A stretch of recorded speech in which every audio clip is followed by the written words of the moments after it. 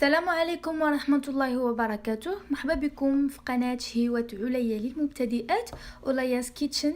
اليوم ان شاء الله غادي نديرو فخذ ديال الدجاج في الفرن بصلصة زوينة ولذيذة جدا.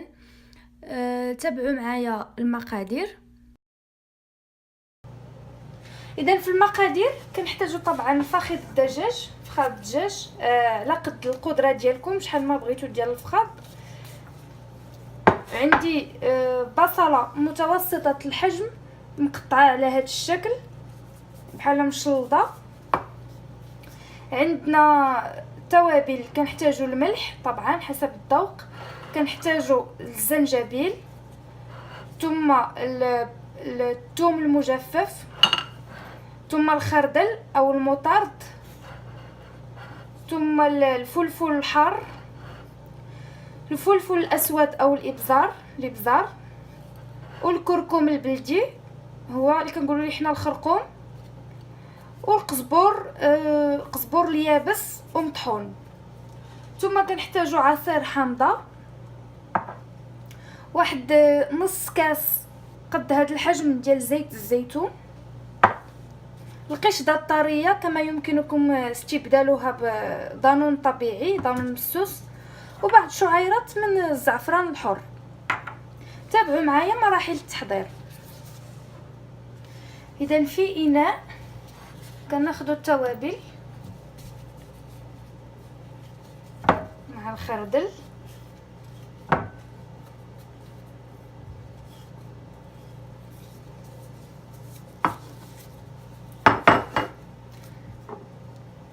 ثم عصير حامضه، ثم زيت الزيتون،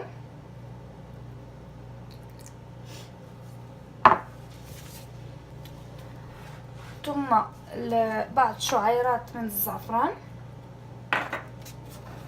بعدها القشده الطريه،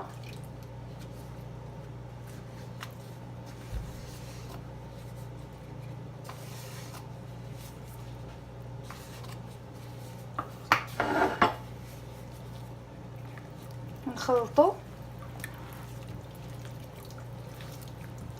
المقادير مزيان.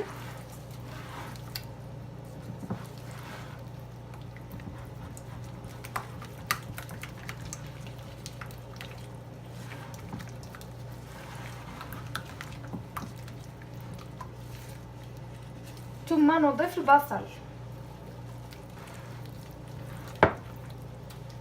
صافي، وكنبداو ندهنوا الفخذ ديال الدجاج بهاد لاصوص ونحطوه.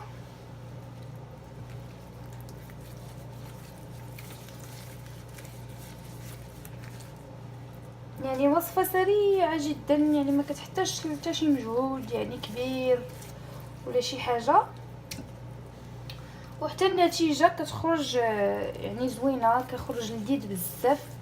المرق ديالو كتخرج بحال المرق ديال الدجاج المحمر اللي كنديرو حنايا.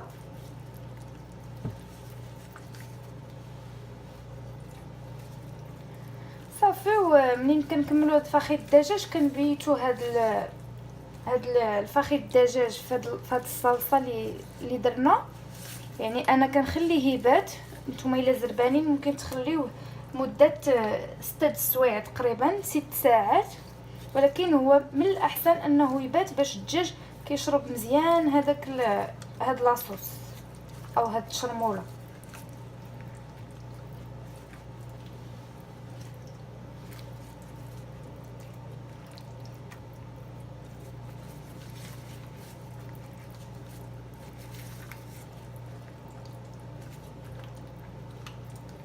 صافي، وكنخليوه في وسط هاد الشرموله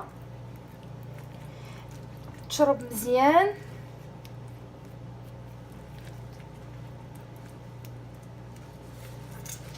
حتى يكون واجد باش انه يطيب.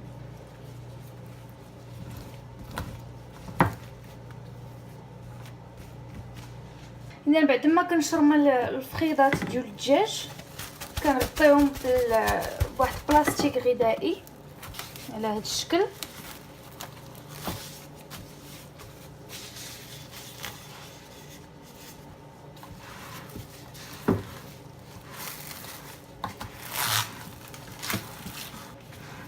صافي وكنخليوهم في الثلاجه لمده 24 ساعه او 6 ساعات. المهم خاص هاد الفخاد ديال الدجاج يشرب مزيان هذيك التشرموله، ونتلاقاو ان شاء الله باش ندخلوهم في الفرن يطيبوا. اذا هذا هو الفخيضات ديال الدجاج من بعد ما بيتهم في 24 ساعه في الثلاجه. دابا غادي نحطوهم ان شاء الله يطيبوا في الفران. غادي ناخذ واحد المول، غادي ندهنوه بالزبده،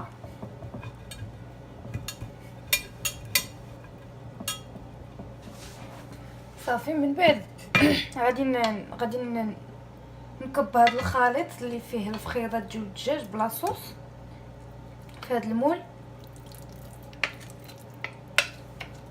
مع لاصوص طبعا. راه كتطلق واحد الرائحه زوينه.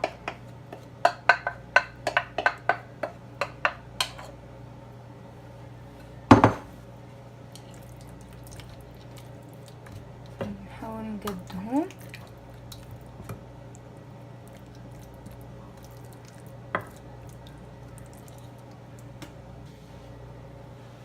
نحاول ناخذ هاد لاصوص اللي كتبقى لاصقه في داك الاناء. صافي صافي. نتوما كنجيبوا واحد البابيي سولفوريزي ديال الفران، هذا اللي كنخفوه الفران كنغطيو به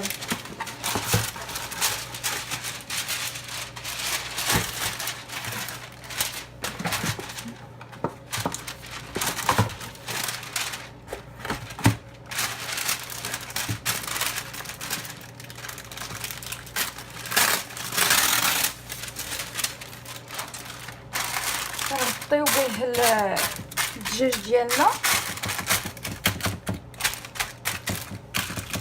عاد كنديرو بابي الومنيوم.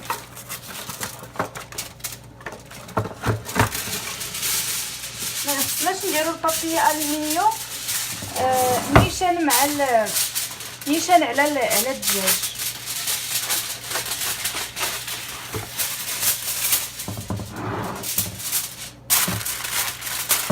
بهذا الشكل.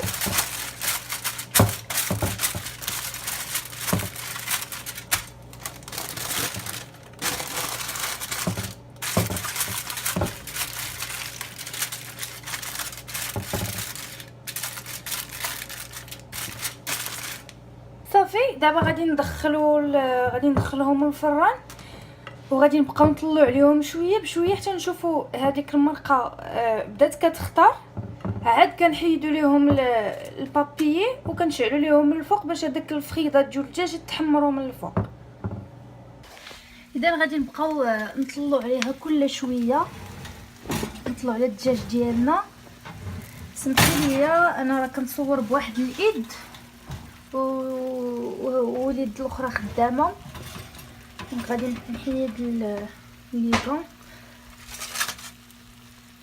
اوبس خال نتوما كيف كتشوفوا المرقه راه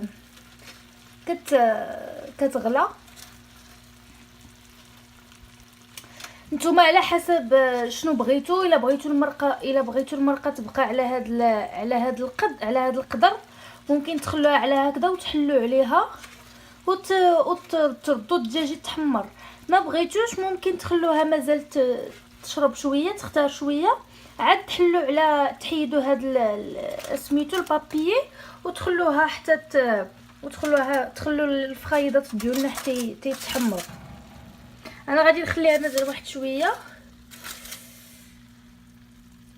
اذا صافي كيف كتشوفوا انا راني حيدت ليها هذاك البابيي.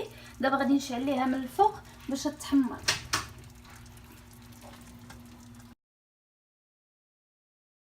اذا انا دابا راني شعلت ليه، ها هو راه بدا كيتحمر.